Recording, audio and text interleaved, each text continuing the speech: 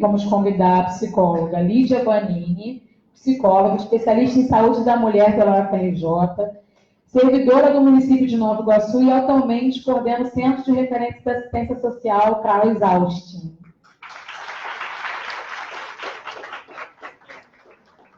Vocês têm a apresentação para colocar, para passar?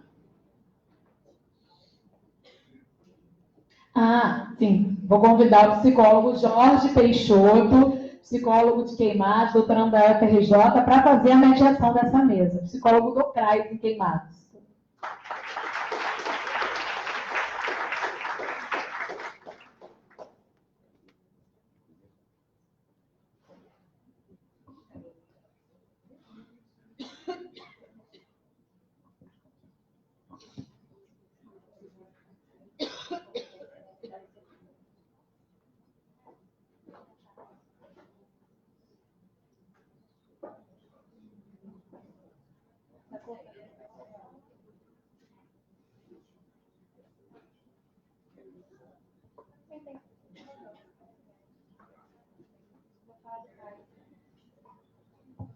Gente, bom dia. Bom dia. Com imenso prazer que eu recebi esse convite. Ela já fez um pouco a minha apresentação. Meu nome é Jorge Peixoto, eu sou psicólogo, atuo no CRAS desde 2015, no CRAS da Baixada Fluminense, cidade de Queimados, e sou doutorando da UFRJ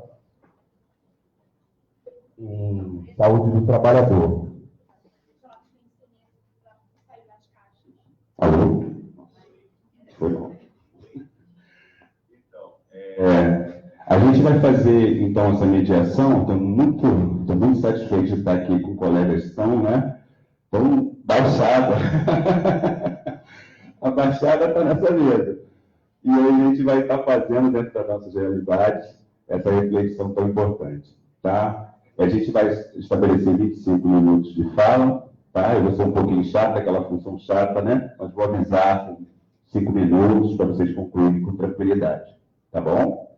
Você quer começar, né? Bom dia a todos. É muito prazer estar aqui podendo falar com os colegas de categoria e principalmente também estudantes, para ver se a gente faz, mostrando um pouco do nosso trabalho, a gente consegue trazer mais gente para estar atuando nessa nossa área, né? Eu lembro, logo quando eu comecei lá em Iguaçu, eu falado dessa minha vontade de começar... Tá falhando? Alô? Foi aí? Foi. De falar da minha vontade de começar a investir mais nessa área da assistência social. Meu nome é Lídia, sou psicóloga. No momento, eu sou coordenadora do CRAS Austin. E aí, a Ana me chamou para poder estar falar que eu não sou nervosa mentindo. Eu queria combinar de vocês que vocês não percebem que eu estou nervosa. Aí eu finjo que eu também não estou nervosa, que aí fica mais tranquilo. Convidar um profissional da ponta para estar falando é ruim, porque a gente não tem esse costume de estar falando com a gente, da mesma área que a gente. Mas, ao mesmo tempo, é muito dividindo esse aqui com vocês.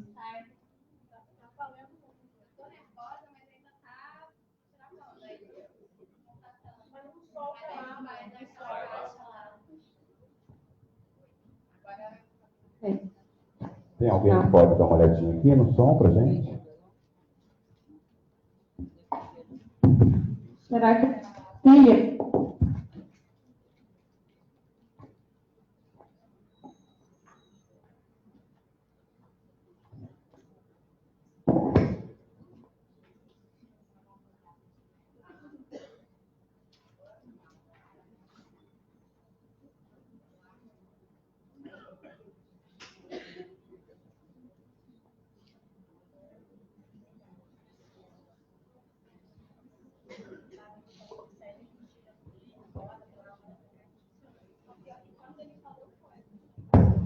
Alô, som. Será que é o local que eu estou falando? Não sei. Então, vamos começar. Minha apresentando, já me apresentei, falar desse desafio que é estar aqui nessa mesa. E aí, Juliana me vem para a gente poder falar numa mesa sobre o papel da proteção social básica na construção de mecanismos de resistência. No momento que a gente está atual, falar que resistir é o que a gente está fazendo todos os dias. A gente está com um presidente que chega e fala que o Brasil não tem pobreza, sendo que onde a gente atua é o foco principal, são essas famílias em vulnerabilidade e risco social. Então, o resistir, assim, que eu já começo instigando um pouco os colegas, os profissionais aqui, é o que a gente tem que fazer nos dias. É mostrar o que é o nosso trabalho, colocar ele para...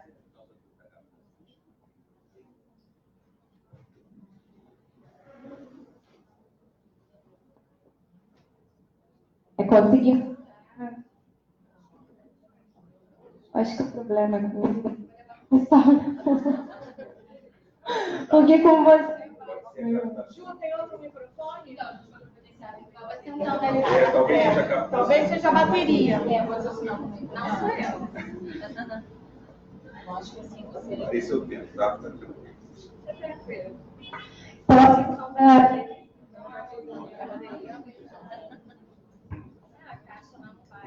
Ali atrás você não vai quando fala aqui, é isso? Ali atrás, vocês estão me escutando? Aí atrás, pessoal? Sim. Então, nada vai parar a gente, vamos resistir. Tem um microfone também, vai fazer com que a gente não esteja aqui utilizando esse espaço para também estar falando do nosso trabalho. Então, resumindo, a questão da resistência é isso. É a gente conseguir sempre estar mostrando a importância da gente estar inserindo esses serviços nos lugares onde a gente está trabalhando. São lugares muito, muito vulneráveis, de risco, e aí nosso papel a gente tem que estar mostrando cada dia mais a importância dele. Me chamaram para falar sobre o serviço de proteção, né, e atendimento integral à família, o PAIF. Eu não sei se aqui todo mundo está familiarizado com essas nomenclaturas, que a gente fala muito em siglas, né? Então, caso tenha alguma dificuldade, de vez em quando eu vou falar PAIF ao invés de falar serviço de atendimento, então, assim, só para vocês entenderem, é o PAIF. Falar do PAIF, a gente está falando da proteção social básica, como a Juliana falou, com o xodózinho, porque realmente a gente é a porta de entrada dos direitos dos usuários no SUAS, né, no Sistema Único de Assistência Social. E quando a gente fala eu tinha programado até um PowerPoint, mas aí quando baixou aquilo tudo, ficou escuro, então eu vou me programar mais ou menos aqui, para até poder não me perder, porque eu sou boa de papo. Então, aí às vezes eu posso me perder e mudar um pouco aqui o nosso objetivo, né? Então, a proteção social básica ela é um conjunto de serviços, programas, projetos, benefícios da assistência social, que são estruturados para o quê? Prevenir situações de vulnerabilidade social. Então, a gente ainda está na parte da prevenção, da proteção e da promoção, né? Então, ele busca a inserção de famílias, onde a gente está, indivíduos de rede socioassistencial e outras políticas setoriais. O Luiz Paulo vai falar mais dessas outras políticas, o Valério vai falar também de políticas de convivência e fortalecimento de vínculo e na superação dessas situações. Eu, particularmente, como a Juliana me apresentou, eu estou na coordenação do CRAS de Austin, não sei se vocês conhecem Austin, não é Texas, porque eu não aguento mais escutar essa piada quando eu falo que eu sou de Austin. É um bairro muito grande, inclusive, que futuramente pode até ser um estado, e já trabalhou lá, né? É bastante grande. E ele é bem limite, fica em Nova Iguaçu, mas ele é bem limite com Queimadas. Então, Baixada aí presente mesmo. Então, Austin tem a sua peculiaridade, tem essas situações. Eu estou lá desde que eu sou tá. É isso aqui, foi, né? Que a primeira é complicada, né? Claro. Então, a gente está falando do Serviço de Proteção Social Básica, que são todos esses serviços que são para garantir a proteção e a inserção deles no programa, né? Quando a gente fala de proteção social básica, então, a gente está falando do PAIF, que é o carro-chefe, A gente está falando de programas, serviços, das oficinas, ou então dos serviços de convivência. Todos eles acontecem no CRAS, que é o Centro de Referência de Assistência Social, como eu falei, que é em Austin, no meu. Então, o CRAS é responsável. Ele tem que estar inserido em áreas que a gente tenha uma população que necessite desse serviço. Então, são áreas mais isoladas mesmo. E aí, esses serviços estão sempre vinculados ao CRAS. Então, a gente também tem, além da social básica que não está na mesma lista, como eu falei, o atendimento no domicílio, né? Que até, inclusive, em Nova Iguaçu, essa semana teve a inauguração desse programa, que é um programa que tem dado já muito certo, só que agora teve uma inauguração oficial, né? Vamos dizer assim, que são principalmente para pessoas com deficiências e idosos, que não conseguem chegar até o CRAS e o CRAS não consegue atender tanto só a nossa equipe técnica não consegue, então a gente precisa de um outro tipo de serviço que possa estar atendendo essa população. O PAIF, vamos lá. A gente tem um grande objetivo. Vamos falar qual é o objetivo do PAIF, que é esse atendimento a essas famílias, né? É o fortalecimento da função protetiva da família. A gente está falando de proteção dessas famílias, que estão excluídas. A gente não falar, elas têm que estar sentindo pertencendo a esse local. A prevenção de ruptura de vínculos familiares e comunitários. Das palavras que a gente sempre está falando quando associa ao serviço do CRAS é o fortalecimento desse vínculo dele. Como é que a gente fortalece esse vínculo? O que seria esse fortalecimento de vínculo? Seria dele com os familiares, dele enquanto morador de Austin, da Praça do Batuta, seja de qualquer outro lugar que a gente tenha lá. Ele se sentir pertencente a essa comunidade, é fortalecer esse vínculo dele neste local e com as pessoas que moram, né? Ter de estar sempre fazendo essa convivência, vamos dizer assim, né? Aí vai atrás. Vamos lá. E a gente também tem um apoio a essas famílias que possuem indivíduos que necessitam de cuidados. Por meio da promoção de espaços coletivos, de escuta e troca. Então, assim, a gente não tem só um atendimento individualizado, a importância desse atendimento coletivo e a troca dele. Eu vou falar um pouco mais à frente, no nosso último evento, que é a Festa Julina, que para muitos é uma oportunidade de fazer uma festa, comer comida gostosa e vamos lá. Mas não é isso, assim. É você conseguir vê-los interagindo entre eles, entendendo que eles podem sim ser participantes, do que a gente pode levar, o que a gente pode ajudar, e isso sim a gente constrói, fortalece eles nessa convivência, nessa comunidade, como seres que podem sim ter o momento deles, cultural, todo julho, todo mundo tem uma festa julina.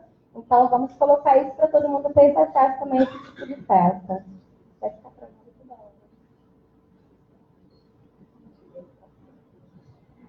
Dentro desses objetivos, então, para a gente poder atingir esse objetivo, a gente tem as ações, né? Então, as ações, assim, a gente tem a parte da acolhida, tem as oficinas que a gente acompanha com essas famílias, as ações comunitárias, as ações particularizadas, é claro, porque a gente está falando, sim, de demandas da comunidade, mas, óbvio, que a gente não pode esquecer a sua demanda de cada um, de cada família, e não só de cada família, de cada integrante dessa família. Né? Então, isso que a gente tem que levar em consideração, e, a partir disso, a gente poder fazer os encaminhamentos. Vocês têm um perfil para o Bolsa Família, ou então para o benefício de prestação continuada.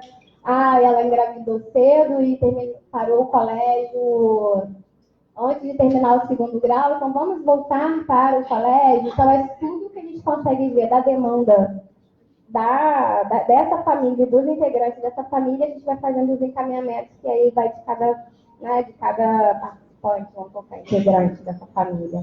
Então, a acolhida é a parte principal. Ela pode acontecer principalmente, né, pelo técnico, que é de referência do pai, mas esse encaminhamento para chegar até essa acolhida, ele pode acontecer de várias maneiras, né?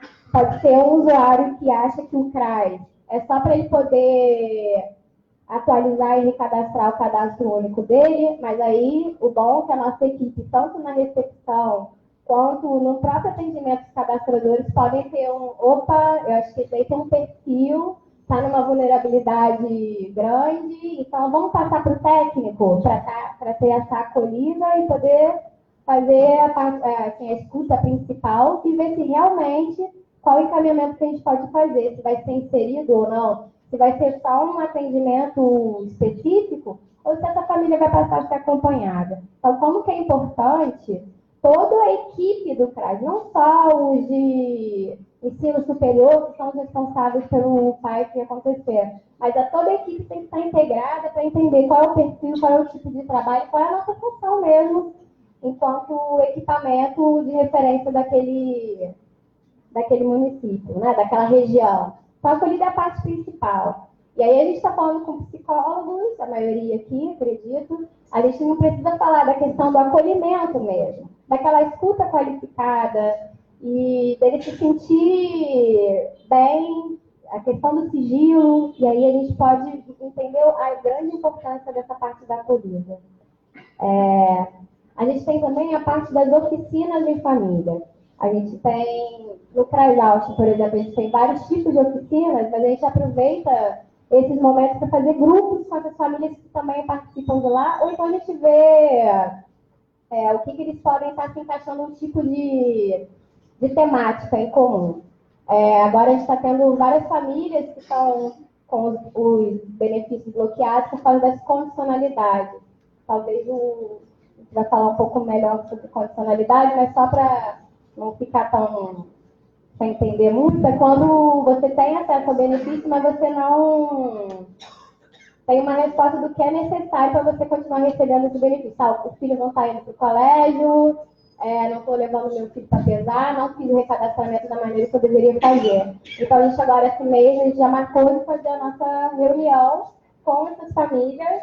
Agora vai? Vai. Agora é bem melhor que aqui. Então, a gente marcou de fazer um encontro com essas famílias para a gente poder falar dessa temática. A gente também tem temáticas que eles próprios escolhem, ou que a gente também tem todo um roteiro, mas é claro, a gente vai a partir da demanda que eles vão trazendo para a gente. São grupos pequenos, mas que sempre coordenados também por um técnico de nível superior. Isso é muito importante a gente frisar, mas é claro que a gente tem a outra equipe que vai ajudando. As ações comunitárias são as mais legais e as mais trabalhosas, porque envolve toda uma estrutura, principalmente a gente está falando aqui, acredito que quem seja profissional de município, de CRAS, a gente sabe de muitos desafios que são assim, de equipamentos que não estão 100% da maneira que deveria estar atendendo. Então a gente acaba trabalhando meio que tentando se virar para o serviço, da gente não deixar de ter esse serviço, mas às vezes a gente não tem estrutura física. A minha grande questão lá em Auschwitz é a estrutura física. A Auschwitz é muito grande, como eu falei para vocês, então tem uma demanda grande sim para esse tipo de serviço, só que às vezes o nosso espaço não consegue, né? Então, isso pode até afastar muita gente, infelizmente, mas a gente está conseguindo. Tanto que a oficina a gente vai dando jeitinho. Esse mês, quando eu estava falando em julho, né? Agora já está em agosto. A gente fez a nossa festa junina, a gente fez uma parceria com uma ONG que tem lá, eles cederam o espaço físico deles e foi ótimo, mas assim, é trabalhoso. Então, essas ações comunitárias, elas podem ser palestras, que normalmente é o que a gente faz, mensais, com temas. Em Nova Iguaçu, né, nossa superintendente, a gente fechou um calendário do ano todo de 2019 com temáticas que seriam importantes até para nortear muito o nosso trabalho. Então, normalmente, essas palestras, a gente vai muito baseada no que a gente colocou desse cronograma do ano todo. Mas é óbvio, quando aparece uma demanda do grupo, a gente arranja uma maneira de fazer desse jeito. Esse é o momento que a gente consegue, sim, enquanto proteção social básica, fazer o mecanismo de colocá-los como pessoas, papéis de importância nessa resistência que a gente está falando.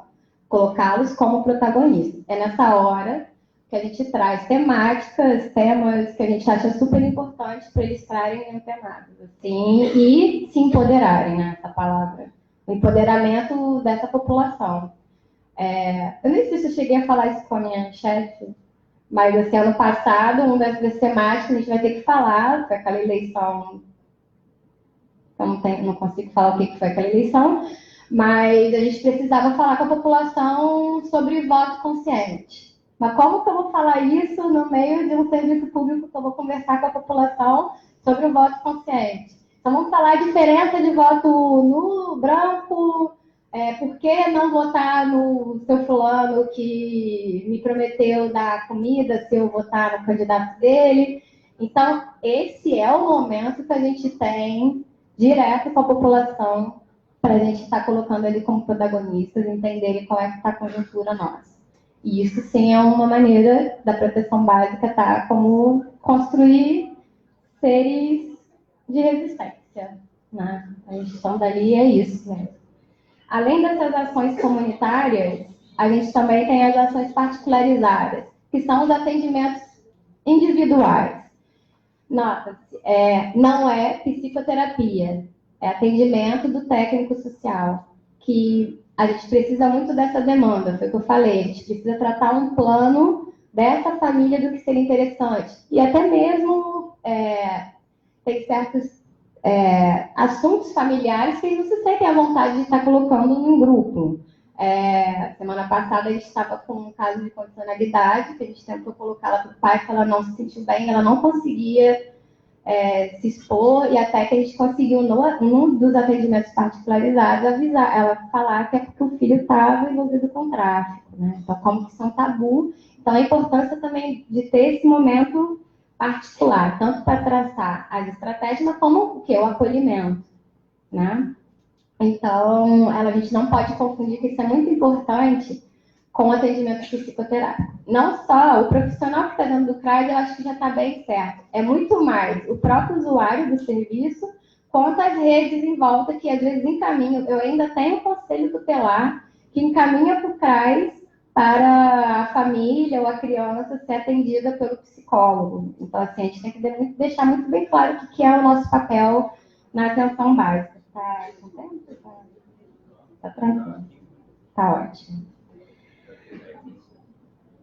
Em relação a esses atendimentos particularizados, essas ações que a gente vai traçando com ele, a gente tem os encaminhamentos. Foi o que eu já adiantei mais ou menos. Né? Eu encaminho para os programas sociais que eles têm o perfil, encaminho para o colégio, aquela usuária de 21 anos que parou de estudar aos 15 porque engravidou. A gente tenta, mas aí para isso a gente tem que ver se a gente consegue uma creche para a criança, para o filho dela conseguir ficar para ela poder voltar a estudar. E a gente vê a mãe dessa usuária que não recebe nenhum benefício, mas que está em casa. A gente tem uma oficina que seria muito interessante. Fica em casa sem fazer nada, tá triste, não tem relações. E aí a gente encaminha para as nossas oficinas. Então, são esses tipos de encaminhamentos que são muito, muito, muito importantes para a gente traçar o plano dessa família, né?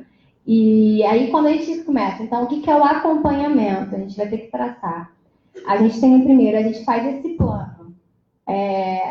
Porque eles vão ficar sendo a ideia, né? Seria eles não terem que ficar institucionalizados no CRAI, vamos dizer assim, não sei se seria essa palavra, mas eles não ficarem sendo acompanhados para sempre, né? A gente tem que colocá-los como empoderados, que eles possam correr atrás, inseri-los no mercado de trabalho e a gente conseguir ver o que a gente pode estar fazendo. Então, tem um plano de acompanhamento familiar, e a partir desse plano a gente vai encaminhando, como eu falei, e aí, de tempos em tempos, periodicamente, a gente tem as mediações periódicas. E aí, você foi no colégio? Ah, não fui, porque eu cheguei lá, o diretor falou que não tem vaga. Ué, mas a Secretaria de Educação me falou que lá tem vaga. Então, é o nosso papel também fazer essa ponte de conversar. Olha, a gente encaminhou, falou que não tem vaga mesmo. Então, eu estou dando um exemplo bem superficial, mas é da nossa prática, para vocês entenderem como é que é essa nossa mediação. Inserindo as ações do PAI, que são as nossas palestras, tem as oficinas. E nisso a gente conseguiu um alcance gradativo do que foi colocado como plano dele. Essa é a parte mais... Eu coloco que é um dos grandes desafios, eu não vou falar de toda a rede, que quem sou eu para falar, da nossa equipe lá. A gente conseguir entender realmente quando é o momento de a gente conseguiu alcançar o objetivo, então a gente já pode tirá-lo do pai. Então, fazer só uns atendimentos, um acompanhamento mais, não tão por perto, sei lá, mais específico. Então, essa é a parte que a gente, enquanto equipe, junto com o usuário, a gente chega para ver se a gente conseguiu alcançar ou não. Ou então, esse é o momento da gente ver outras estratégias, montar um outro plano. A gente atingiu isso, então agora está na hora da gente montar um outro plano de acompanhamento dessa família. Então, aí vai. E aí a gente pensa assim, enquanto, essas são as ações, a gente tem um grande objetivo, a gente está colocando como que se faz isso nesse momento de acompanhamento, mas aí trazendo como um profissional, assim, eu agora no momento estou como coordenadora do CRAS, mas eu sempre fui técnica de Austin. Eu entrei em Nova Iguaçu, fui para Austin, estou em Austin, quero continuar em Austin, minha mesa está lá, de técnica, porque saindo da coordenação eu quero continuar como técnica, porque eu já conheço o território, eu já conheço os usuários, e é isso que a gente tem que entender. Quando eu coloquei aqui como, tipo, recomendações gerais, é porque é algo que era para ser muito óbvio para a gente, mas é claro que a gente acaba meio que deixando. A gente tem esses sujeitos como direitos. A assistência social ainda e ainda agora, mais ainda neste momento, neste governo, associada ao assistencialismo. A gente tem que mostrar que são sujeitos de direitos. O SUAS é um direito deles, né? E a gente tem que mostrar isso para eles. A gente não está ali como caridade ou assistencialidade. Embora, em alguns momentos, a gente tenha uma vontade de tentar fazer algo que, às vezes, não está nas nossas mãos, porque a gente tem um pouco desse movimento, né? Mas a gente tem que sempre mostrar para eles que é um direito deles, sim. E, enquanto profissional, como que eu posso colocar de recomendação? É a gente entender o nosso limite, entender a peculiaridade do lugar que você está trabalhando. Vai ter lugar... Eu acompanho... Com essa era de rede social, eu acabo acompanhando o Austin 24 horas. Você sabe esses grupos de bairro, de Facebook? Não sei se vocês têm. Eu moro no Catete, eu tenho do Catete, que vai desde roubo de uma cobra até, tipo, a rua. Aí tem umas informações que eu considero importantes, né? A rua tal está interditada, então eu acompanho o Austin 24 horas. Então, nós, enquanto profissionais, a gente tem que entender que vão ter dias que a gente não vai conseguir acessar aquela comunidade, aquele local, porque a gente entende como que é a vulnerabilidade e os riscos que eles estão inseridos nesse local de violência. A gente também tem que entender o nosso limite físico, mas, ao mesmo tempo, é muito bom trabalhar. Eu queria finalizar falando que a gente coloquei muitas coisas ruins, talvez, não sei, na minha fala foi muito rápida, mas é muito bom trabalhar na assistência social. Eu acho que a gente tem que estar tendo mais espaço como esse. É muito importante a gente estar tendo espaço como esse, principalmente com estudantes aqui. É horrível falar na minha época, mas na minha época de estudante, eu não tive tanto momentos desses de reflexão e até mesmo de conhecimento. A gente está com as estagiárias lá e elas se mostram muito interessadas. Agora terminaram e já querem tentar pelo menos ficar uma vez por mês como voluntária para poder ter mais experiência nessa área. Então, é sinal de que elas entenderam o papel e viram a potencialidade ainda de estar trabalhando nesse local até com um amadurecimento profissional. E eu acredito que seja isso, não sei se eu consegui passar, mas o pai foi mais ou menos o que eu passei para vocês, e estou aberta a perguntas. E, mais ainda, caso tenham interesse em conhecer o espaço, até mesmo acompanhar um dia do nosso atendimento, principalmente quem está começando a estar em estágio, querendo entender o que é o serviço, o CRAS está à disposição. Depois, se quiser falar comigo, vou estar aqui o dia todo, mas eu posso também passar o e-mail, o contato, aí para até passar um dia, entender o que é melhor o nosso serviço na prática. Né? É isso, obrigada. Deixa eu só combinar aqui com a mesa, a coordenação pediu que a gente fizesse 20 minutos e não 25. A gente dá um desconto, porque ela teve prejudicado a fala dela por causa do microfone, mas a gente vai fazer 20 minutos, tá? Só para fazer um preâmbulo aqui, né, o PAIF, como Programa de Atenção Integrada à Família, é o principal eixo do CRAS, né? E a gente está discutindo isso, independente do território que nós estamos, exatamente para estar entendendo a função da gente enquanto psicólogo, enquanto profissional, né? Porque às vezes as coisas se misturam. O CRAS ele tem uma tendência a misturar, mas nós temos nossa expertise os outros também têm, né? E a gente precisa tentar, talvez um dos grandes desafios, trabalhar a multidisciplinaridade de uma forma que a gente não perca a nossa identidade enquanto psicólogo, mas que a gente contribua, diferentemente de fazer todo o papel. Há lugares que isso é homogeneizado e acaba sendo um problema do ponto de vista dos trabalhadores, né? Não é que a gente queira marcar um campo e se isolar dos outros profissionais, ao contrário. A gente tem que mostrar que a presença do psicólogo aqui é diferencial, né? Ela é importante, senão para que contratar um psicólogo?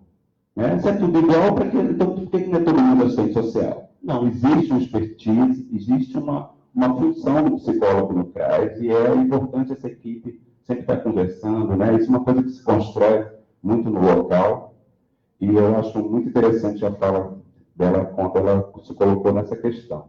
E independente das ações locais que a gente tem, é importante demais esse mapeamento territorial, né? Ela coloca também. Mapeamento territorial, quais são as potencialidades do meu território? Então, eu acho fundamental que a gente sempre pense nisso, crie mecanismos, instrumentos para estar garantindo isso. Eu vou passar a palavra agora para Mônica, né? Queridíssima Mônica Afonso, para estar fazendo a parte dela, falando sobre o serviço de convivência e fortalecimento de vínculo. Então, gente, bom dia. É um prazer estar aqui com vocês. Eu me sinto bem à vontade nessa mesa da atenção básica, porque desde que eu me formei em psicologia, há pouco mais de 6 anos, eu sempre fui da atenção básica. Eu nunca trabalhei em outro lugar que não na atenção básica, né? No primeiro momento, eu trabalho num equipamento de atenção à violência contra a mulher, e fico lá há pouquíssimo tempo, vou logo para um CRAS, e hoje também estou no outro CRAS, no outro município, mas também em CRAS. Então, eu fico muito à vontade para falar sobre o Serviço de Convivência e Fortalecimento de Vínculos. O Serviço de Convivência e Fortalecimento de Vínculos, ele é complementar ao PAIF, né? E no serviço de convivência, geralmente tem uma técnica de referência, que é para referenciar aquele serviço, né, daquelas famílias naquele CRAS. E no CRAS que eu trabalho hoje, eu sou a técnica de referência.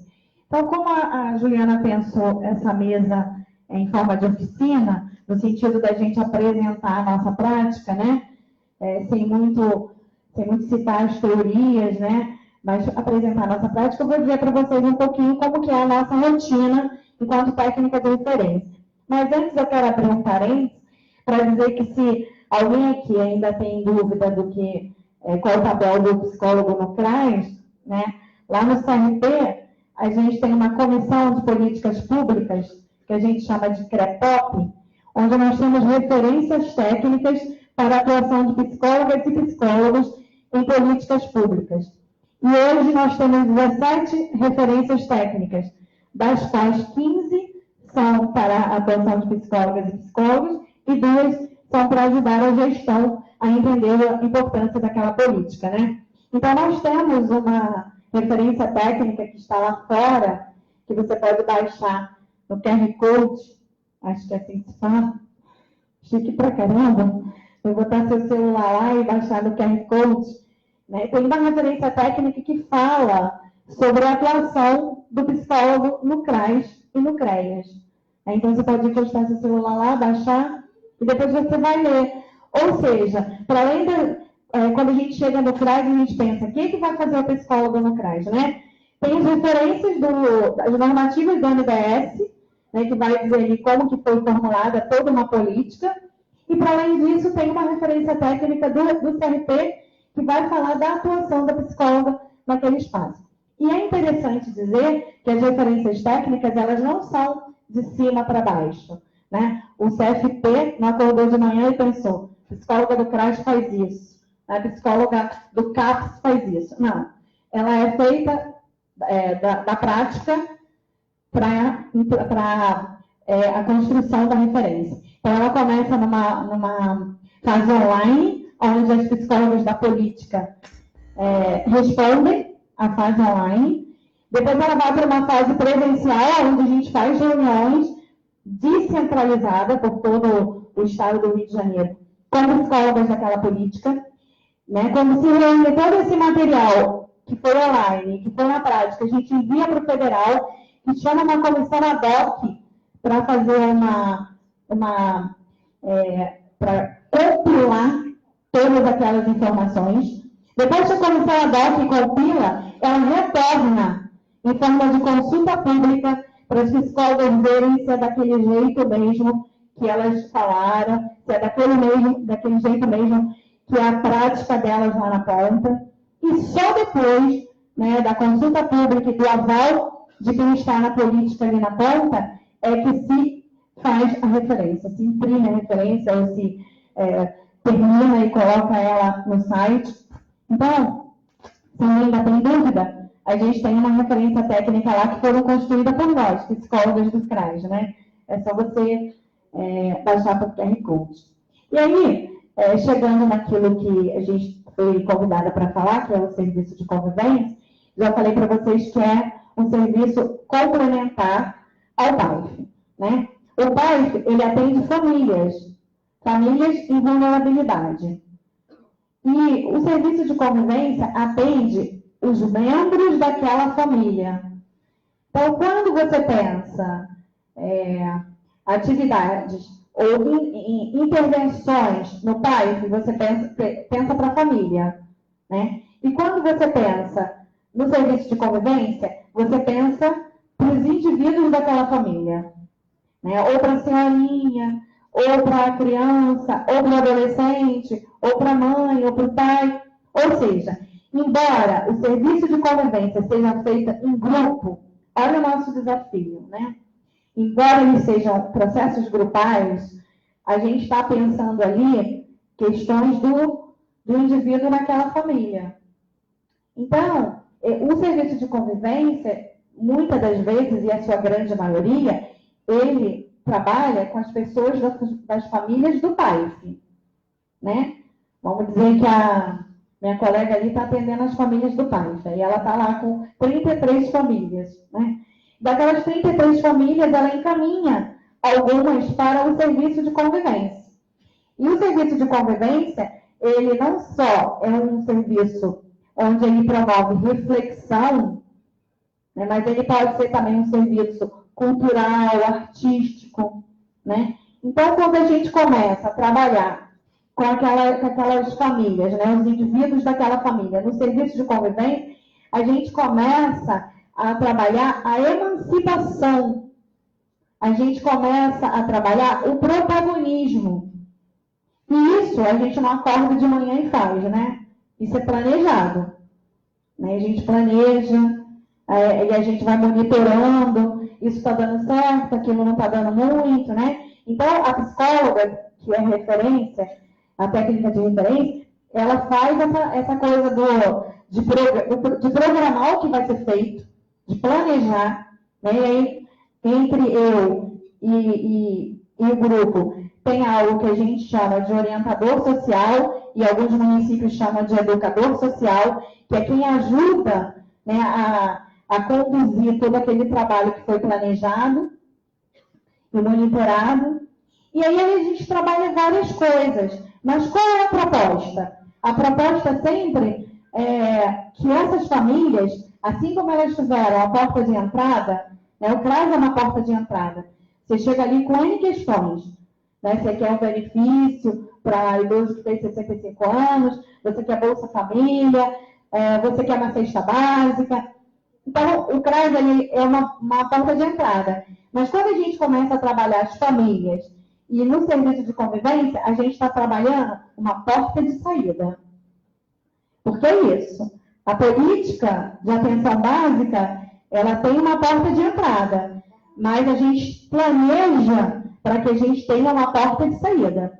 E o serviço de convivência ele é muito importante, juntamente com o pai, nesse processo. Porque é ali que a gente percebe a demanda, com a nossa escuta qualificada, né? E pensa ações. E aí, quando a Lídia fala, né, da questão do voto, quando eu também trabalhei a questão do voto lá com os adolescentes e com as senhoras, eu falei das sufragistas, né? As sufragistas, a gente sabe que foi um movimento que algumas mulheres morreram porque queriam o direito ao voto. Por que eu trabalhei? A gente custou tanto para ter voto, né, principalmente com as jovens, adolescentes e com as idosas, tanta gente morreu para que eu votasse, e o que eu faço com o voto? Como eu uso meu voto? Então, assim, o serviço de convivência, ele tem essa especificidade da gente começar a trabalhar a emancipação daquele indivíduo. A gente trabalha muitas coisas ali, né? A gente pode pensar muitas coisas. E aí eu acho que a psicologia se encaixa muito bem, porque parece que a gente gosta de fazer isso, de pensar, de planejar, né? E de efetivamente colocar em prática. E aí, só mesmo para pensar em oficina aqui, que foi a proposta da Juliana, teve uma oficina que eu fiz sobre fotografia, porque a gente trabalha o pertencimento daquela família, né? A gente trabalha o pertencimento dela, da família e no território, em comunidade. Porque a proposta tem a porta de saída. Então, a gente está trabalhando para que isso aconteça. E aí, quando você pede para elas trazerem fotografias, né? Traz a fotografia que você quiser, 1, 2, 3, quantas você quiser para a gente fazer aqui uma roda de conversa e falar sobre as fotografias. A gente está trabalhando o pertencimento, a gente está trabalhando o fortalecimento de vínculos, porque muitas olham para a fotografia e dizem assim, nossa, meu filho era tão bom para mim, o que aconteceu? E aí, né, você começa a trabalhar. Gente, tem muito material para ser trabalhado no serviço de convivência.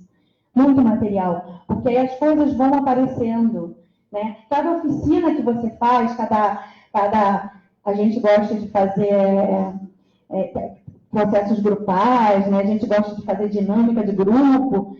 Cada dinâmica de grupo que a gente faz, aparece tanta coisa para trabalhar naquele indivíduo, mas com relação àquele núcleo familiar, né? Que aí vai se construindo aquilo que a gente quer, que é a emancipação e a porta de saída.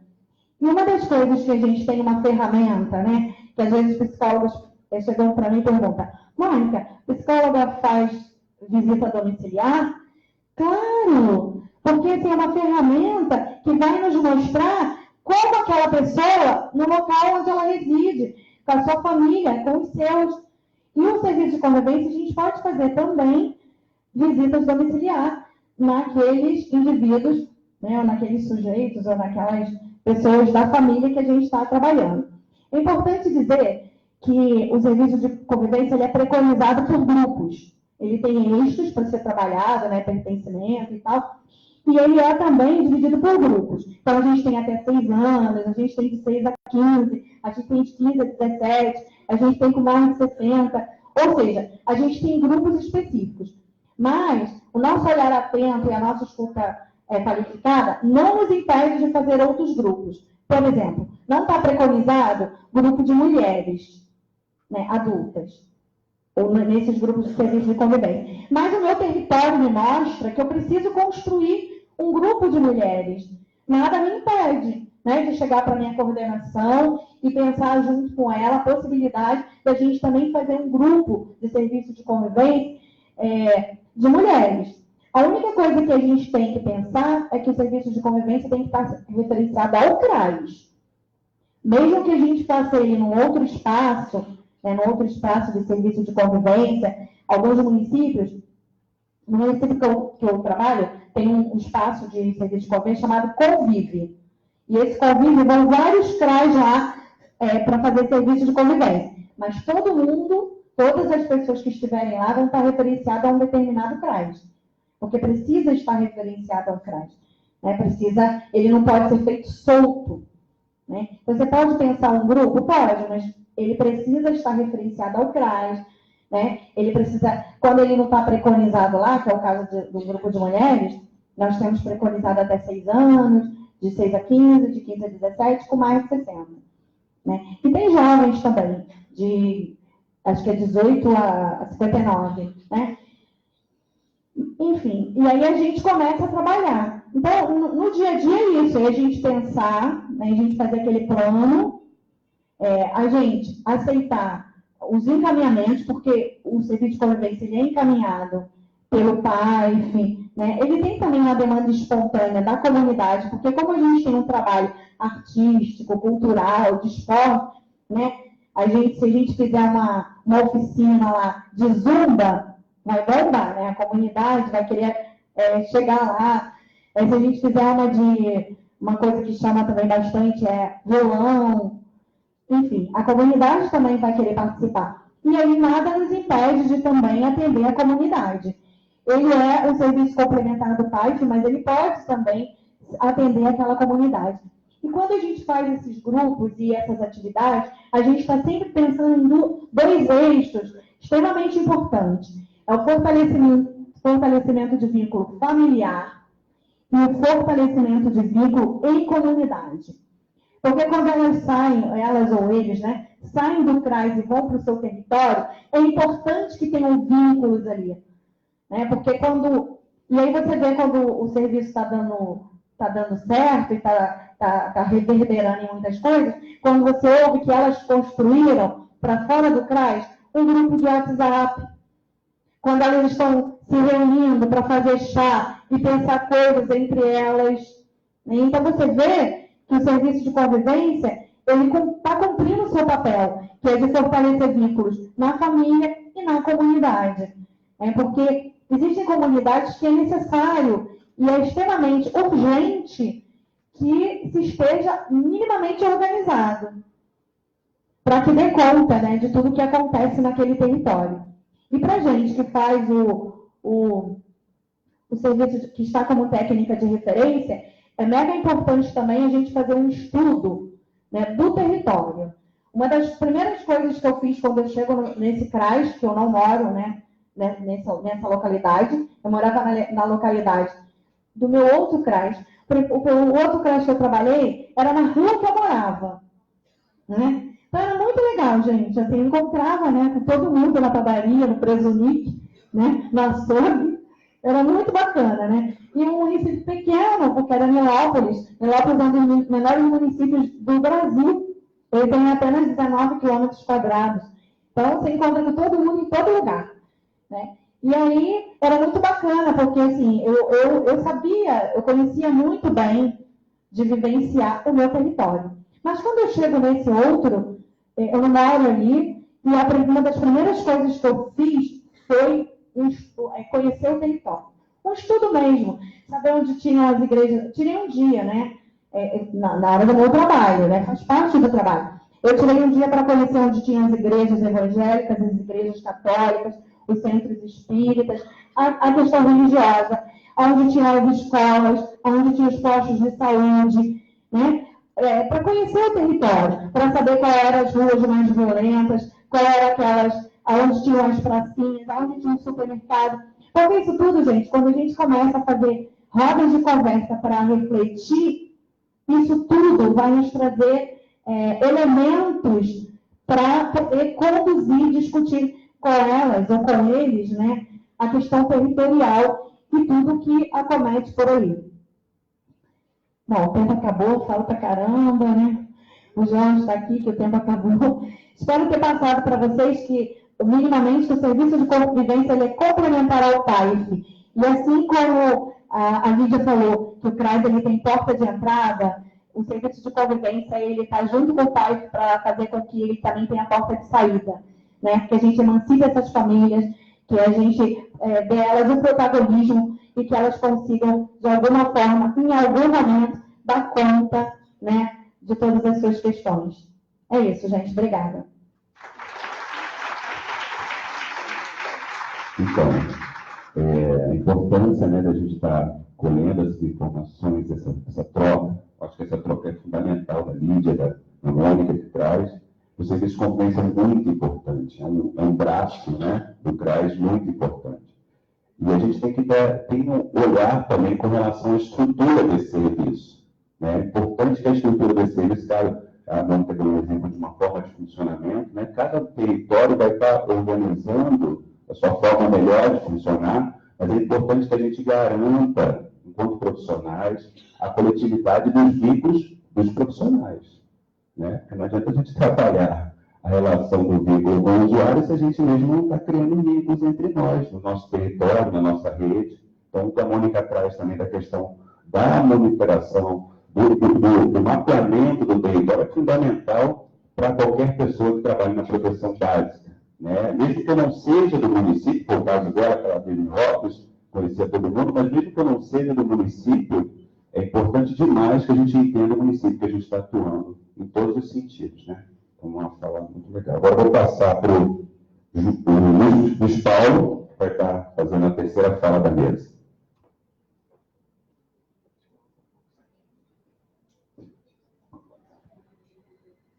Bem, boa tarde já, né?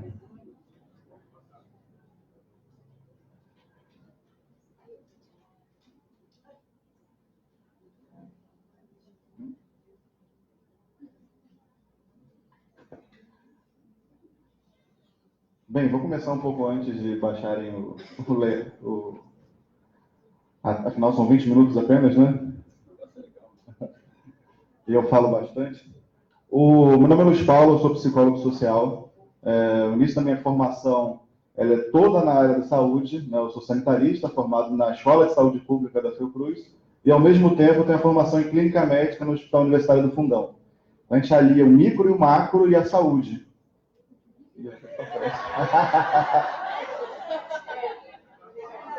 Eu vou deixar de pé? Se aparecer. Tá bom, gente? Tá bom? A gente pode fechar se não gostar da cara da gente. Só a voz. Preciso enxergar. Essa projeção vai ficar. Não, se quiser baixar. E a gente já falou agora ele mesmo. Eu vou dar uma área no escuro aqui dela. Tá ligado? Uma pausa aqui para ele. Tá ligado?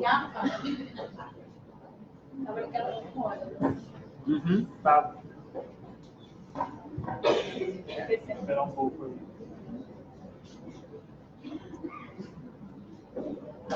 Enquanto ligo, eu vou adiantar. E aí a ideia era misturar um pouco dessa formação micro e macro, só que na área da saúde. Então, quando eu comecei na assistência 6 anos atrás no CRAS Austin, era uma dificuldade você, com a formação toda na área de saúde, fazer a migração para a área da assistência. Né?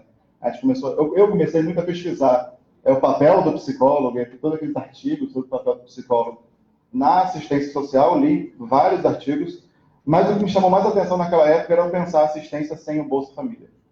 Era muito conveniente para uma pessoa que entrou no serviço, na área socioassistencial, migrando da área da saúde, como via em alguns equipamentos, não só na cidade, era muito conveniente para o profissional atender já procedimentalizado para o programa Bolsa Família.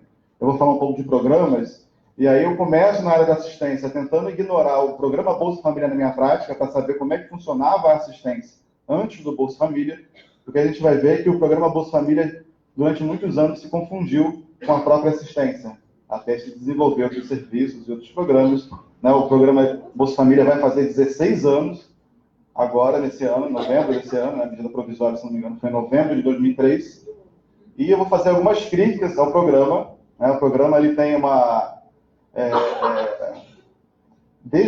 ele tem uma absorção pelo senso comum, né? Todos acham que conhecem muito do programa Bolsa Família, e aí quando a gente começa a apresentar o Bolsa Família de forma técnica, as pessoas começam a perceber o tamanho que é um programa de transferência de renda condicionada que existe em mais de 80 países no mundo, e como é que ele funciona. Tá? Então, acho que o programa Bolsa Família na assistência, ele é um dos programas que mais correm risco no atual governo. Basta um decreto para você limitá-lo, tá? Ele é garantido em lei, mas o decreto muda o perfil dele. Então, se eu subo a linha, ou eu desço a linha da pobreza, eu excluo várias pessoas apenas por uma canetada. Tá? Então, o programa Bolsa Família, ele corre esse risco. Tem muitos críticos, né?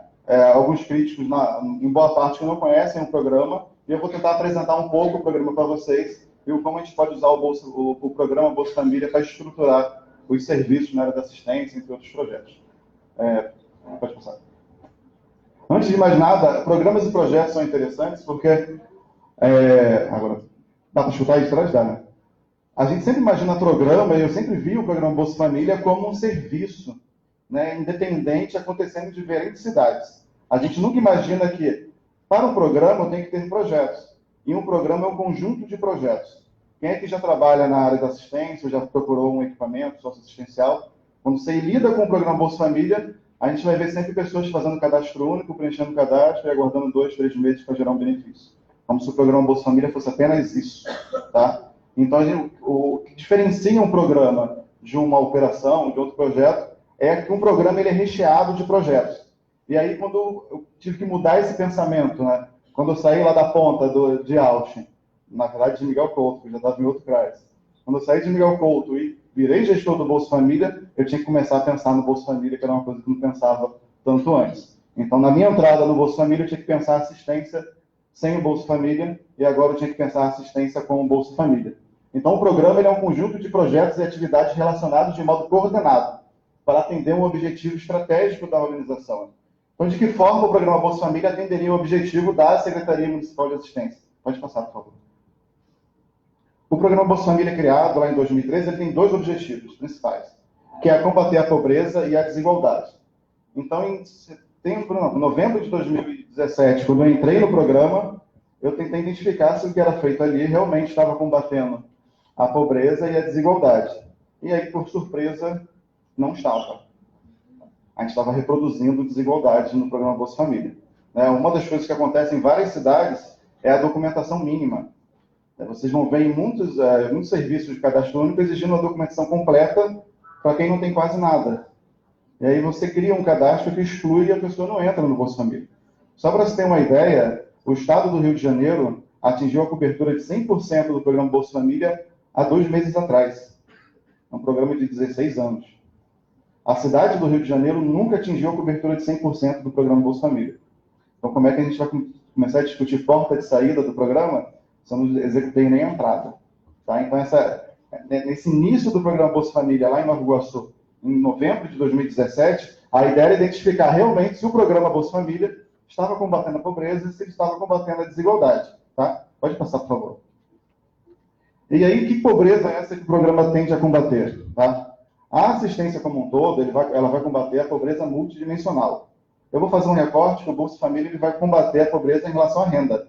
Tá? A pobreza multidimensional, e aí eu botei um conceito da saúde, né? Nós somos psicólogos, a gente tem outras profissões aqui, a gente já entra no primeiro período, no segundo período de psicologia, sabendo o que é saúde. Né? Que saúde não é só ausência de doença, é o completo bem-estar físico, social e mental. Então vamos entender pobreza da mesma forma. Tá? A pobreza não é só ausência de renda. A pobreza também, pode passar, por favor, ela é a ausência de outros serviços de alguns direitos. Por exemplo, a ausência de acesso à saúde, a ausência de acesso à educação, a ausência de acesso à moradia, saneamento básico, nutrição. Para se ter um exemplo, a gente aproveitou os entrevistadores há uns 4, 5 meses atrás para aplicar a escala do EBIA. O EBIA é uma escala brasileira de insegurança alimentar. Então, a ideia é estar identificando aqueles que estavam em segurança alimentar e estavam fazendo o Bolsa Família. A cada 10 pessoas que procuravam o CRAS Austin, por exemplo, 9 estavam em segurança alimentar. Ou seja, o Bolsa Família ele combate a pobreza relacionada à renda. Não vai combater as outras pobrezas.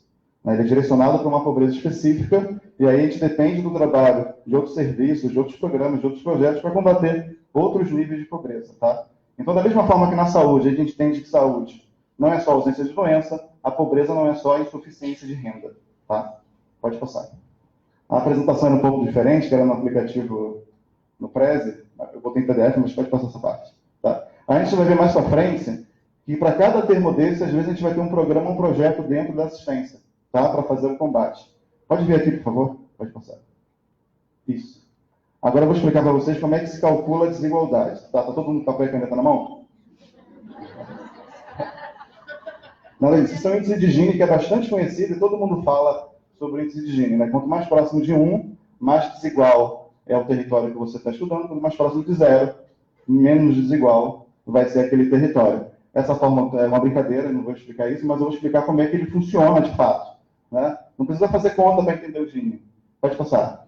Isso é um gráfico, é chamado curva de Lorenz. Tá? Vamos imaginar que esse eixo aqui é o eixo de renda e o eixo de população. Então, por exemplo, eu coloquei uns números aqui, como se 15% da renda tivesse concentrado para 50% da população. É mais ou menos o que a gente encontra, né, em alguns territórios. Tá? Essa aqui é a igualdade, tá? A igualdade perfeita. A gente vê que aqui seria o ponto 15-15, 30-30 e aí em diante. É o que a gente sempre almeja, né?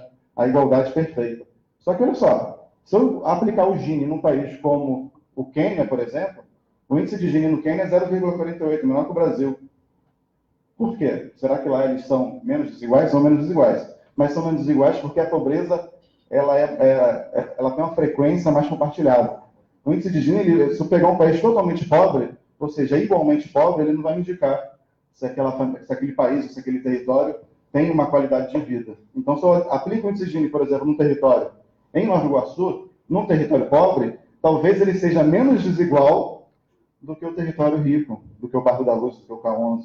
E, às vezes, esse índice não vai nos ajudar bastante, apesar de a gente vê a todo momento em jornais, em revistas, sobre o índice de Gini. Então, essa curva aqui é o que vai identificar a desigualdade. Então, o programa Bolsa Família ele vai estar aplicando mais na redistribuição da renda, mas talvez ele não vai combater muito essa desigualdade, tá? Ele vai fazer subir um pouco essa escala, mas ele não é especificamente para combater a desigualdade de renda, porque a gente não concentra, não vai distribuir, não distribui de fato a riqueza, a gente só aumenta a quantidade de renda para quem tem pouco. Não está tirando de cima e jogando para baixo. Aí são outras políticas. Né? Pode passar, por favor. Pode passar. E o programa Bolsa Família ele tem 3 dimensões. Tá? A primeira dimensão é a transferência direta de renda, que é aquela que vai promover o alívio imediato da pobreza. Tá? Nós somos família, nossas famílias hoje consomem a partir de uma demanda de mercado. A gente não faz escambo aqui no Rio de Janeiro, em diferentes lugares do país. A gente não faz esse escambo, então a gente usa o recurso monetário para transformar em necessidades que a gente quer. Por isso que a gente usa uma linha de pobreza que ela é monetária. Apesar de a pobreza ser multidimensional e não ser só renda, o ponto mais fácil de a gente combater e de medi-la ainda é utilizando uma linha de pobreza que é monetária. Por isso que a distribuição do Bolsa Família não é em alimentos. Não é um cheque cidadão que você é obrigado a comprar no mercado. Não sei se aqui lembram do cheque cidadão antigamente. Tá? A ideia de a pessoa receber em dinheiro é que ela possa transformar esse capital em algo que seja necessário para ela. Não sei se todos lembram, alguns anos atrás, essa aparição do Jornal Nacional, uma senhora falando que precisava comprar uma calça jeans para a filha. E aí virou chacota nacional. Né? Só que o dinheiro do Bolsa Família é para aquilo também. Tá? Às vezes a mãe precisa comprar uma roupa para a criança ir para a escola, precisa comprar um material, precisa comprar um remédio, precisa comprar um alimento, precisa pagar um atendimento médico. Então, a ideia do Bolsa Família é que esse recurso monetário, ao procurar o mercado, ele se transforme na necessidade do usuário ou da família bolsista, certo? Então, essa é a primeira dimensão do programa Bolsa Família, que é o alívio imediato de uma situação de vulnerabilidade associada à renda e que essa renda pode se transformar na necessidade dela. E aí a gente fala de percentuais novamente. Essa é a primeira dimensão do Bolsa Família, é o primeiro passo. Em Nova Iguaçu, a gente começou em novembro de 2017 com 78% de cobertura do programa. O que é 78% de cobertura do programa? São 13 mil famílias que estão em situação de miséria ou de pobreza e nunca acessaram o programa. Um programa que, à época, tinha já, 2017, tinha 14 anos. Ele não atendia a sua primeira dimensão, que era a mais básica de todas. Então, você imagina, a gente querendo discutir e criticar o Bolsa Família, verificando porta de saída, discutindo em congresso, porta de saída, e a maioria das cidades não alcançou nem a meta básica de 100% de cobertura. Lembrando que a meta é baseada no censo de 2010, ou seja, de 2010 para cá, a população pobre cresceu. Né? Talvez essa meta vai ser renovada agora pelo novo censo. E em situação de crise econômica, que a gente tem com 14 milhões de desempregados, facilitaria o cumprimento dessa meta. Tá? Mesmo assim, a gente tem dezenas de cidades, inclusive no estado do Rio, que a gente não consegue cumprir a meta na primeira dimensão. E aí eu parto para a segunda dimensão, que são as condicionalidades. As condicionalidades, elas têm o objetivo de combater a pobreza intergeracional. Ou seja, aquela pobreza que passa de família, de pai para filho, de mãe para filho. Como é que eu consigo verificar isso? Eu consigo ver lá no banco de dados do Bolsa Família, em 2010, aquele jovem de 17 anos, 16, que recebia o benefício variável jovem, e aí hoje em dia ele recebe benefício compondo uma nova família. Ou seja, eu consigo identificar a pobreza intergeracional com dados. E aí vale a pena até eu pegar essa família e investigar o que aconteceu, que o Bolsa Família lá em 2010, 2009, 2008 não conseguiu promover a superação da pobreza intergeracional. As condicionalidades servem para isso. Quem aqui não conhece, as condicionalidades são contrapartidas que as famílias devem prestar, tá, ao governo, por isso que a gente chama lá em Nova Iguaçu as famílias não de beneficiários do Bolsa Família, mas de famílias bolsistas, afinal quem recebe bolsa é bolsista.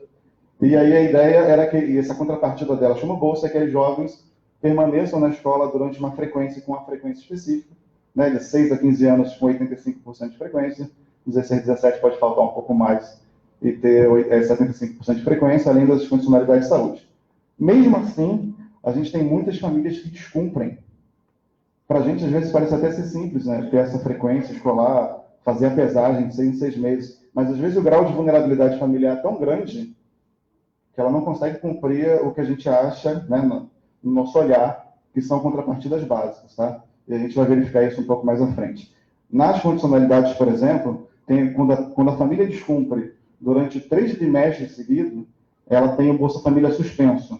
A ideia da suspensão não é uma punição, mas é uma forma de aproximar a família do município e o município da família, né? Quem bloqueia, quem suspende é o governo federal. Esses casos são casos obrigatórios para atendimento nos equipamentos, tanto no CRAS quanto no CREAS.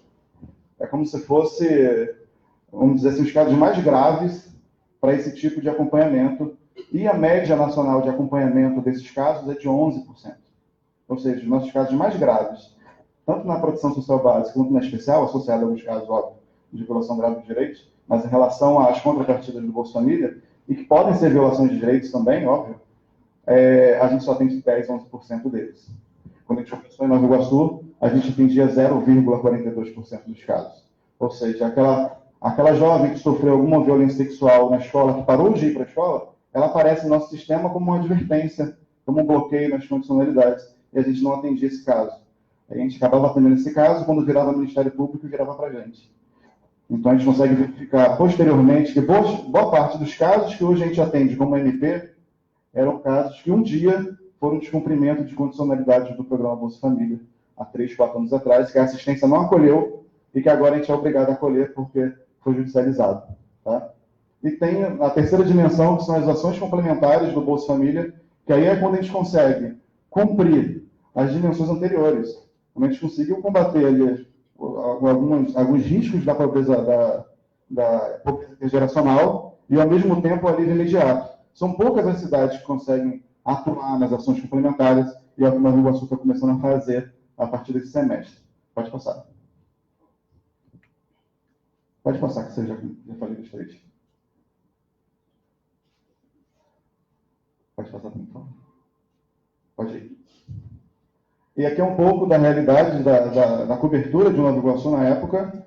A gente tinha uma cobertura do Bolsa Família de 78%, ou seja, 13 mil famílias em situação de miséria fora de um programa que já existia há mais de 14 anos, não conseguia atender a sua meta primária, que era a cobertura, e, ao mesmo tempo, em relação à dimensão 2, o descumprimento de condicionalidades, é uma realidade atual em centenas de municípios do país. Se a gente pegar os 300, 400 municípios de grande porte no país, 10% deles atendem mais de 50% de descumprimento. Se a gente imaginar o Rio de Janeiro, está atendendo 12% ou 13%, se a gente imaginar São Paulo, ele atende 2% desse grupo. Tá? São as duas grandes cidades. Pode passar, por favor. E a ideia é para a gente tentar combater todas essas falhas no programa Bolsa Família, a gente começar a executar projetos. Porque a gente só consegue identificar, a gente só consegue atuar nessa área se a gente criar microprojetos para cada uma dessas falhas. Aí essas falhas acontecem em toda a gestão do programa Bolsa Família, seja qual for a cidade, apesar de 16 anos de programa. Tá? E um programa, de fato, ele só funciona a partir de projetos. Então, quando vocês entrarem no mercado de trabalho, quem já está no mercado de trabalho, começar a trabalhar com algum programa, seja na assistência, seja na saúde, tem que ter ali dentro projetos. Se não tem projetos, não é programa. E aí é um serviço contínuo que a gente não está entendendo ali, que talvez não esteja focalizado nas famílias que ele deve atender. Tá? Pode passar, por favor. E aí, quando a gente começou a atuar em Nova Iguaçu, a gente começou a criar pequenos projetos. O primeiro projeto era o projeto de descentralização do cadastro único. Todo o cadastro ele era feito na própria Secretaria de Assistência. Você imagina, tinham 50 mil famílias bolsistas do programa na época. Essas 50 mil famílias uma vez a cada 2 anos, tinham que se reunir no mesmo ponto de encontro e fazer a atualização do cadastro. Ou seja, o pessoal vinha um dia antes, dormia na fila, fazia uma curva na rua, saía no jornal, e mesmo assim a cobertura era baixa. Tá? Então a gente começou a levar esse acesso do cadastro único para os equipamentos, inicialmente para os CRAs, e agora a previsão de que a gente também é presente nos CREAs. Tá? Hoje a gente tem 2 profissionais, 2 entrevistadores em cada equipamento, e agora o próprio programa está mais perto da família que realmente precisa do benefício. Tá? Esse a gente já concluiu, tá? Então ele iniciou em 2017 e encerrou em junho de 2018. Pode passar. Um outro projeto era um projeto de humanização do atendimento. Sei que trabalhou com cadastro, mas trabalhar com cadastro é horrível. Você fica repetindo esse tipo de serviço todo dia, santo dia, e o cadastro único ele tem mais de uma centena de perguntas. Tá? E a ideia era fazer com que o entrevistador visse sentido naquelas perguntas. Ele tinha que saber que aquela pergunta ali iria trazer para o serviço a gente identificar famílias que estavam em situação de miséria, que estavam em situação de pobreza. Tá? Um outro trabalho que a gente iniciou a conversar com a comunicação é que muitas vezes as famílias lembram de quem fez o cadastro único delas, dos entrevistadores. Mas os entrevistadores não lembram das famílias, apesar da quantidade. E a ideia era levar esses entrevistadores para perceber a mudança que eles promoveram no seio daquela família. Muitas vezes é só o técnico que recebe essa informação, né? O entrevistador não. A ideia é levar o entrevistador numa visita domiciliar e mostrar para ele o quanto aquela família que recebeu o Bolsa Família, graças à entrevista dela, mudou a situação de vida dela. Tá? A gente começou a trabalhar com as questões em relação à documentação mínima, em relação à forma de atendimento com os profissionais. Quando a gente entrou, existia um vício muito grande nos entrevistadores, o Bolsa Família era excludente, acabou que foram todos demitidos.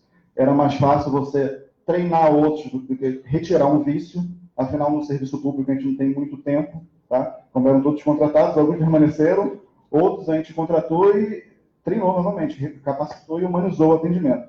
No Bolsa Família a gente vai ver um pouco disso. Quem está há muitos anos no programa tem um vício de você comemorar uma saída quando você bloqueia alguém, do que quando você comemora uma entrada.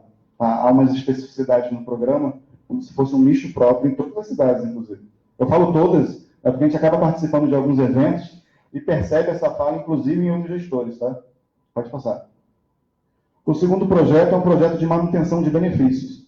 Existe um sistema chamado CIBEC, que é um sistema de benefícios da Caixa. Geralmente, quando o governo federal faz uma averiguação do município, nos beneficiários, nos bolsistas, eles acabam cancelando ou suspendendo o benefício durante algum tempo. E esses beneficiários, esses bolsistas, eles precisam procurar a gestão do cadastro único, procurar um técnico de referência e refazer o cadastro. Tá? Em Nova Iguaçu, esse atendimento era centralizado também. Como comparação, em outra cidade, no Rio de Janeiro, vamos sempre comparar a capital, se tiver alguém aqui do Rio de Janeiro, me desculpe, mas quando uma família bolsista tem que fazer a manutenção do benefício, ela acaba procurando um equipamento, um CRAS, é atendido por um entrevistador e depois atendido por um técnico. Só que o problema da manutenção de benefícios é só administrativo. Eu não preciso usar o meu profissional técnico para isso. Eu tenho que liberá-lo para ele fazer outras atividades, para ele combater a pobreza multidimensional. Então, lá na cidade, a gente começou a inverter esse sistema. A gente começou, a partir de uma análise de microdados, a gente consegue identificar quais são as famílias que são passíveis de manutenção. Então, se antes essa família tinha que vir buscar o equipamento ou buscar a unidade de assistência, enfrentar uma fila, pegar uma senha, ter 2 atendimentos para ter um benefício, fazer a manutenção do benefício, hoje a gestão do Bolsa Família, através de análise de dados, a família não precisa nem sair de casa. Então, a gente fazendo a busca ativa de trás do computador. Né? A gente imagina que a busca ativa é só ir batendo na porta das pessoas e fazer entrevista, identificar vulnerabilidades. Hoje a gente faz a busca ativa através de análise de dados. Então, enquanto a gente faz a manutenção de 1.100 benefícios em 1 hora, a cidade do Rio precisa de 1.100 atendimentos e 1.100 salas de atendimentos em meia hora, né, de cada um desses 1.100 para fazer a mesma quantidade. Tá? Então, a gente consegue liberar nossos técnicos e nossos diretores, né, para pensarem em outras formas de combater a pobreza multidimensional, porque a gente vai reduzindo os processos. Hoje, por exemplo, a gente reabriu ele porque agora esse processo é feito com um script. É como se fosse um software que ele pega o relatório da análise, joga no sistema e já faz a manutenção de todos. Tá? Pode passar. 3 minutos. Está terminando. O último projeto que a gente já está em andamento é o projeto de focalização de descumprimento de condicionalidades. Tá? São os casos que a gente tinha lá 0,42% de atendimento, ou seja, a gente não atendia ninguém. Então, os casos de violência sexual, os casos de violência na escola, de abandono escolar, a assistência não acompanhava. Esses casos viravam até evasão escolar e aparecia para a gente, quando às vezes o jovem estava drogadito, aparecia na proteção especial, por exemplo. E fica caro. Se a gente imaginar hoje um equipamento como o CRAS, tem quantos? 17, 18 profissionais para atender 400, 500, 600 pessoas. Um equipamento como um abrigo, por exemplo, eu tenho inverso. Eu tenho 20 profissionais para atender 8, 7, 6. Então é muito mais barato. E é melhor para o usuário, para o trabalhador e para a gestão, eu fazer a prevenção. Tá? E uma forma de prevenir é a gente acompanhar o descumprimento de condicionalidades. Tá? Então, lá em Nova Iguaçu, a gente começou um projeto especificando na fase de suspensão.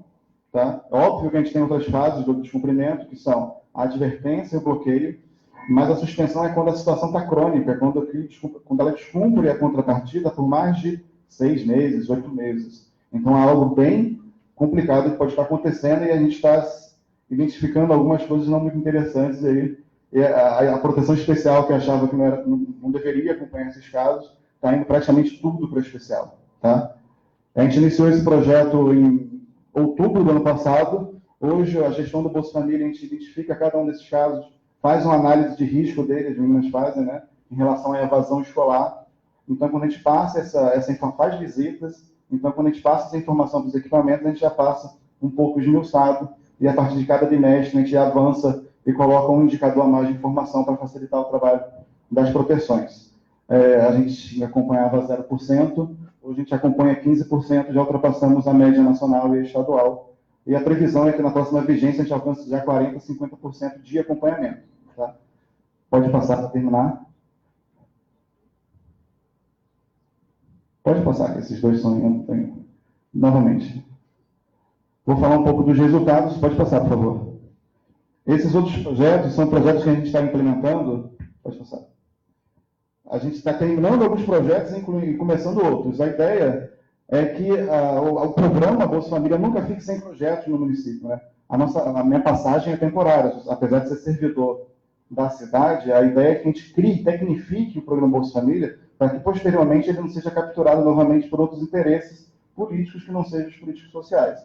Então, quando a gente tecnifica o programa, a gente está criando ali muita coisa do que eu via na saúde.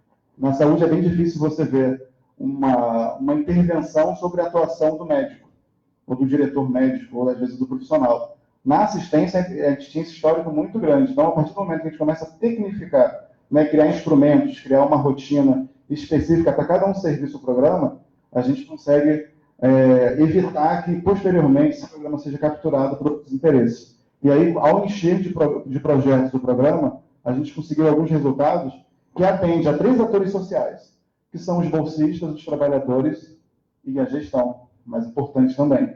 Por quê? A gente conseguiu aumentar a cobertura do Bolsa Família para 106%, a cobertura do Cadastro Único para 102%, o acompanhamento SICOM, que é o projeto atual, que é o descumprimento de condicionalidades, para 15%, a manutenção de benefícios a gente consegue fazer 1.000 atendimentos mês, ou seja, são 1.000 pessoas a menos para os técnicos atenderem, e aí ficam livres para atenderem outras questões. E, ao mesmo tempo, agora a gente está com atuações específicas para os não localizados, mas também o repasse. A gente saiu de um repasse que era de 100 mil reais mês para 200 mil reais mês. Então, a secretária adora isso. Então, é até difícil, quando você sair do programa, que outro secretário entre, que outro prefeito entre, que ele queira mudar isso. Porque, ao mesmo tempo que há ganho para o beneficiário do Bolsa Família, né, para a família bolsista, há ganho para o trabalhador e há ganho para o gestor. Então, a ideia de você encher de projetos no programa, nada mais é do que atender o Bolsa Família enquanto programa, apesar das dificuldades, né, em bater suas metas, apesar de 16 anos de efetividade, mas, ao mesmo tempo, a gente consegue atender todos os atores sociais envolvidos. É isso. Obrigado pela atenção.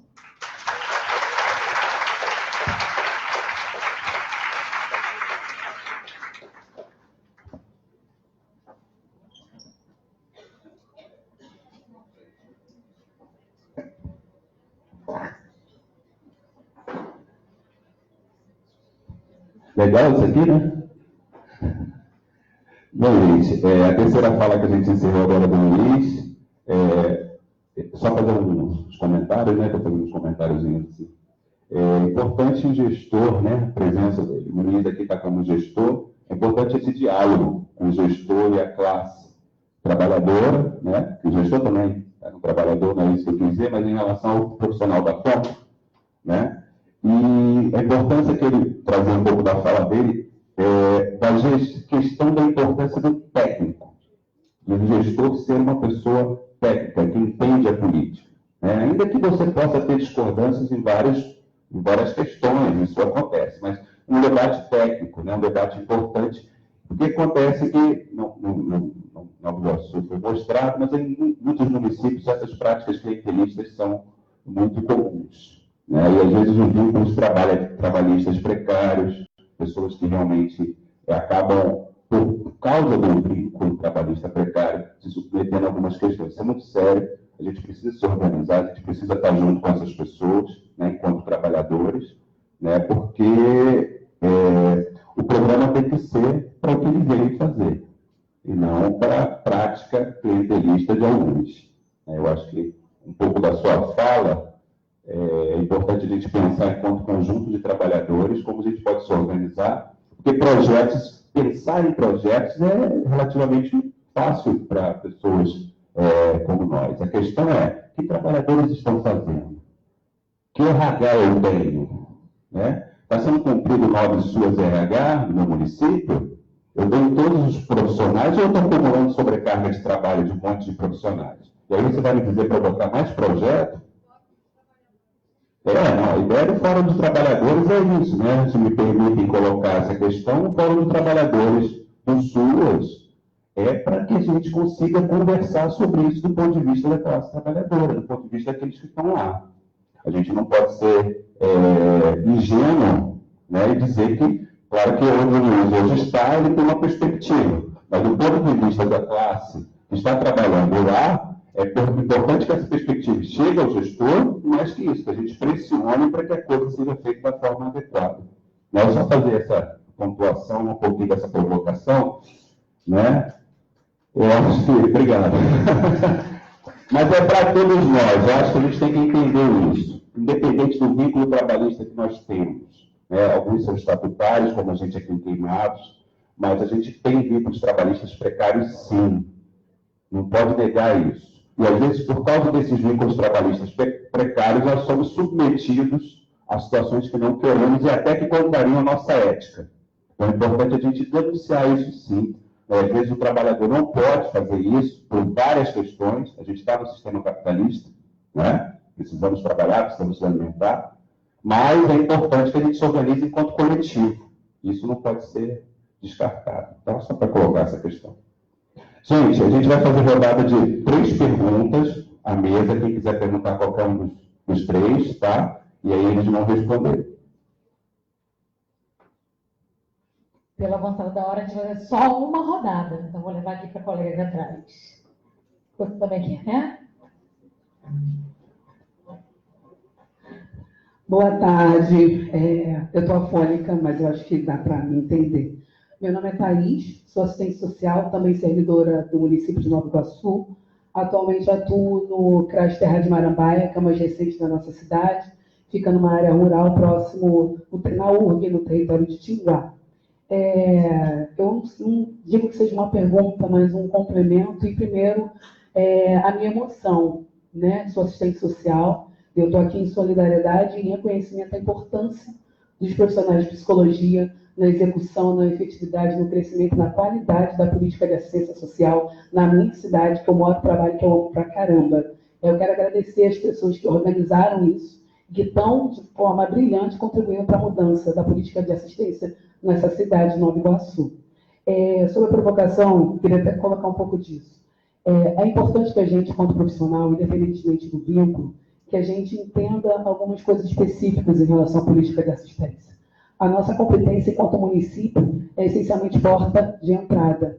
Só que todos nós somos contaminados por uma perspectiva que não está apenas no governo federal, que a gente não gostou de uma determinada eleição, nós somos banhados por conceitos e preconceitos em relação à execução e à compreensão da política de assistência social.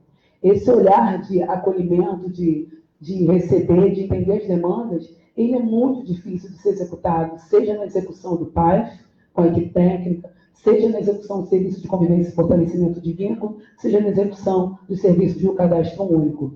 E aí, de que maneira isso aconteceu, é importante falar que hoje eu estou na ponta, mas é importante a gente entender que o potencial de gerir o nosso trabalho está independente da função que a gente ocupa no serviço público.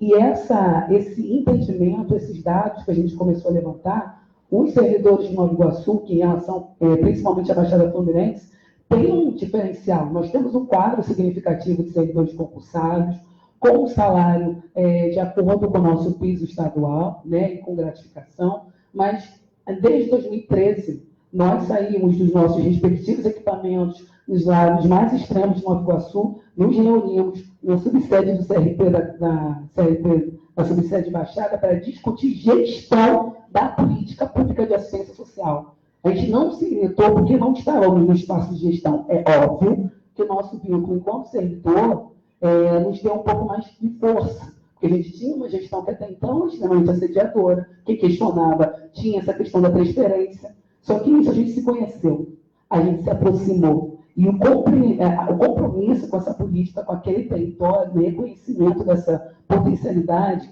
fez com que a gente se estudasse ela mais a fundo. Então, assim, as dificuldades, elas existem, estão aí para a gente se dividir, para a gente desistir, e para que a gente não compreenda ou permita que o senso comum, que a política de assistência é a favor, perpetue.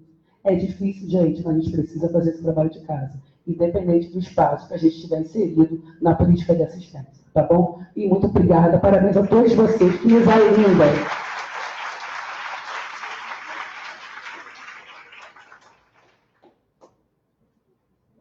Boa tarde a todos, me chamo Lídio, sou psicólogo, atuo na alta complexidade aqui do município do Rio. 2 anos atrás eu trabalhava para um hotel chamado Hotel Solidário de Bom Sucesso, que a gente tinha um perfil para atender 50 usuários da drogadição. Então o perfil era usuários de crack e outras drogas.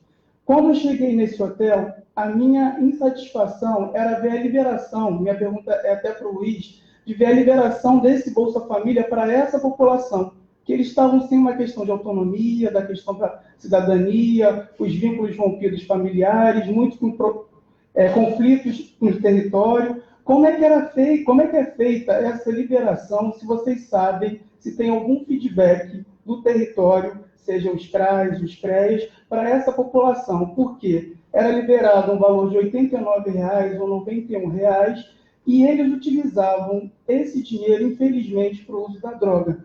Tanto que eles intitulavam não Bolsa Família, e sim Bolsa Farinha.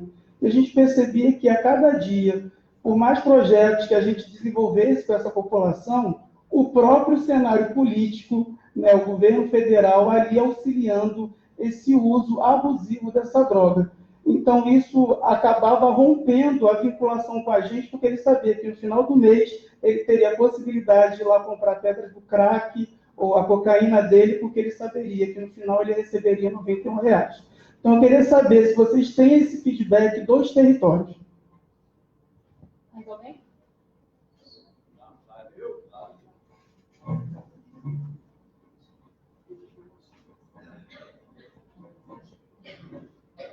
Bom, boa tarde, eu me chamo Kleber.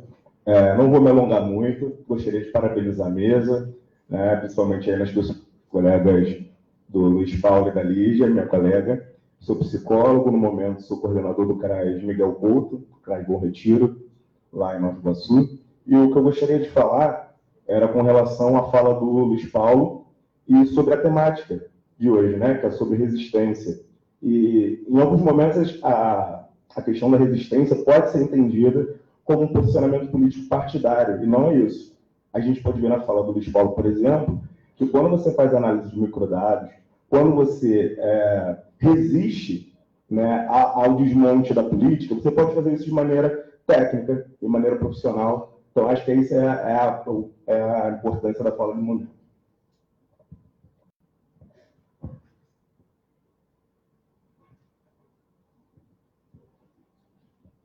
Eu vou fazer uma fala também. Eu sei que era 3, mas... Enfim, queria parabenizar a mesa. Assim, acho muito interessante para relacionar um pouquinho com a mesa anterior, né?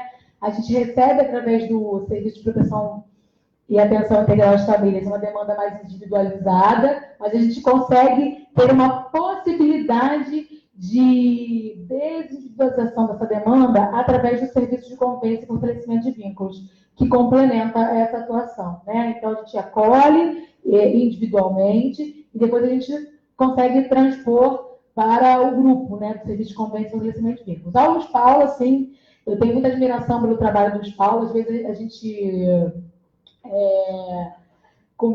briga porque eu falo assim, você parece mais um estatístico do que um psicólogo, né? Mas o trabalho dele enquanto psicólogo no SUS fez uma grande diferença em relação a esses projetos e esse acompanhamento. Hoje a gente consegue, em Nova Iguaçu, porque eu também sou profissional de Nova Iguaçu, eu sou responsável pela proteção social básica de Nova Iguaçu, né? A gente consegue estar com o maior mapeamento dos bolsões de pobreza e das dificuldades no município. Óbvio, né, que a gente precisa transpor a quantidade de profissionais, porque essa história de equipe mínima, né, no momento em que nós temos o aumento, né, da pobreza estrutural, né, a equipe mínima não vai dar conta. Então, a gente está sempre com aquela sensação de que a gente está trabalhando muito, né, principalmente quem é da proteção social básica, né, quem trabalha em CRAS, que trabalha com um grande transbordo, com um grande número de pessoas. Na especial também, porque quando aumenta a pobreza estrutural, e aí aumenta fatores não só de renda, como acesso à moradia, segurança, a barbárie, né? Quem está na especial acaba tendo também muito mais casos para poder acompanhar, porque essas situações sociais elas vão se expandindo, né? E assim, eu acho que é um caminhar, é um início. Eu acho que o trabalho técnico é importante. Nova Iguaçu tem esse diferencial, porque quem ocupa os cargos de gestão em Nova Iguaçu são servidores públicos. Então, eu sou servidora, a Lídia é servidora, o Paulo é servidor, o Kleber é servidor. Então, tem outras pessoas aqui que são servidoras também que trabalham na Nova Iguaçu. E esse é o grande diferencial, né? Dessa constituição do trabalho, a gente poder entender o nosso colega, né, estar numa outra posição, mas entender quais são as demandas e as questões daquele nosso colega ali que ajudou a construir esse momento no município, né? Então, assim, parabéns à mesa, assim, tem um carinho muito grande pela proteção social básica. É no SUAS a proteção que eu mais gosto, que eu mais me identifico, não só porque eu estou nesse momento, mas porque eu gosto de CRAS, eu gosto do trabalho de CRAS, né? Então, parabéns aí.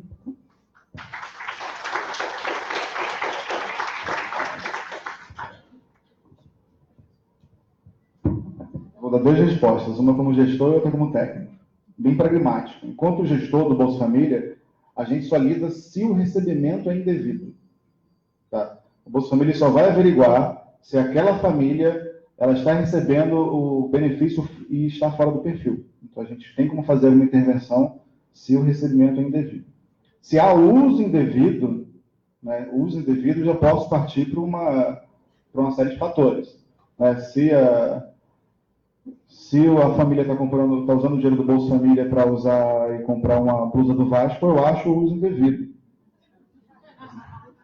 E aí essa questão da droga, e aí enquanto técnico agora, essa questão do uso indevido já passa a ser problema não do programa Bolsa Família, é um problema da proteção, das proteções, ou da básica ou da especial. Tá? E aí é trabalho do técnico identificar esse uso indevido e dentro do seu trabalho técnico social tentar fazer com que aquele valor do Bolsa Família não seja um fator de aumento ou de exposição a riscos, mas sim um fator que reduza a vulnerabilidade. E aí faz parte do trabalho técnico usar esse instrumento que, em regra, é uma capacidade para aquela família, transformar esse fator para reduzir o grau de exposição dela à droga. Tá? Então, o uso indevido pode ser sim um trabalho técnico-social, já não é um problema do Bolsa Família. O Bolsa Família vai se limitar a verificar se é um recebimento indevido ou não, certo? Até porque, se às vezes, nesse exemplo, se ele está usando o recurso para comprar drogas, se ele está recebendo recurso, provavelmente ele vai usar alguma outra estratégia para fazer o uso de drogas. E aí o instrumento, ou seja, o valor financeiro, nesse caso, não está interferindo no vício dele, porque ele vai elaborar em outras estratégias, tá?